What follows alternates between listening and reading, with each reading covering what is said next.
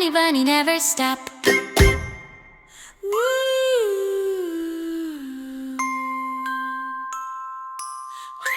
খরগোশ আর কচ্ছপের সুপার মজার রেস। একটা রোদ ঝলমলে সকালে সবুজে ভরা একটা সুন্দর জঙ্গলে থাকত এক চঞ্চল খরগোশ।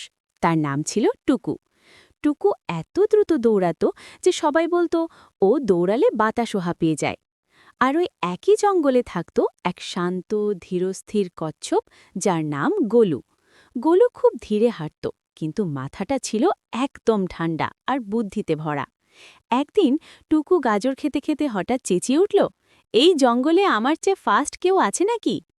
সব পশু চুপ। হঠাৎ গোলু মুচকি হেসে বলল, দৌড় শুধু পায় না টুকু, মাথাতেও লাগে। এই কথা শুনে টুকু হো হো করে হাসতে লাগল। তুমি আমার সাথে রেস করবে? তুমি তো হাঁটতেই হাঁপিয়ে যাও। গোলু শান্ত গলায় বলল, চলো না একটা রেস হোক, দেখা যাক কে জেতে। সবাই অবাক। বানর, হরিণ, পাখি সবাই জড়ো হয়ে গেল। বানরকে করা হলো রেফারি। রেসের শুরু হবে বড় বটগাছ থেকে, শেষ হবে নদীর ধারে রঙিন ফুলের মাঠে। ৩, ২, ১, গো! টুকু এমন দৌড় দিল যে ধুলোর মেঘ উঠল। আর গোলু ধীরে ধীরে টুপ টুপ টুপ। কিছু দূর গিয়ে টুকু পেছনে তাকিয়ে দেখে গোলু তো চোখেই পড়ছে না। টুকু হাসতে হাসতে বলল, এত সময় আছে, একটু ঘুমাই। সে একটা নরম ঘাসের ওপর শুয়ে পড়ল। পাশে প্রজাপতি উড়ছে, পাখি গান গাইছে।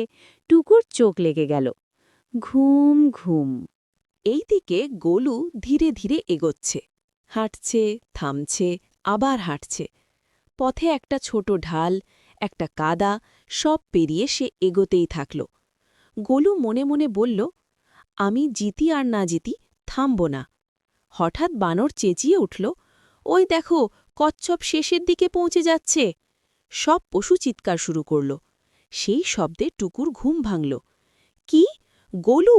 সে দৌড় দিল, কিন্তু ততক্ষণে গোলু ফিনিশ লাইনে পৌঁছে গেছে। সবাই হাততালি দিচ্ছে, পাখিরা নাচছে। টুকু হাঁপাতে হাঁপাতে এসে দাঁড়াল। লজ্জায় তার কান দুটো লাল হয়ে গেল। টুকু বলল, গোলু, আমি ভুল করেছিলাম। আমি ভেবেছিলাম শুধু ফাস্ট হলেই জেতা যায়। গোলু হেসে বলল, আর আমি জানতাম ধৈর্য আর মন থাকলে সব সম্ভব। সেই দিন থেকে টুকু আর কখনো কাউকে ছোট করে দেখেনি, আর গোলু হয়ে উঠল জঙ্গলের সবার প্রিয় হিরো।